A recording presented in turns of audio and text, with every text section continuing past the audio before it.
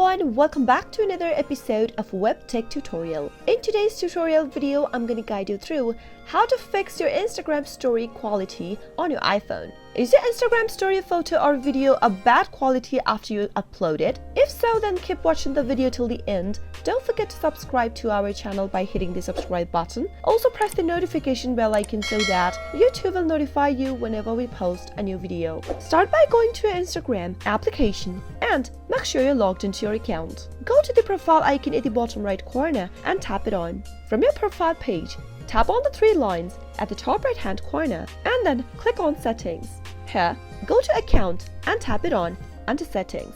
Under Account, tap on Data Uses. Make sure that you've turned off this Use Less Cellular Data button and make sure to toggle on the button right next to High Quality Uploads. Once you're done, simply press back at the top left, go back once again, and once you've made the change, you can now upload higher quality videos and photos on your Instagram story.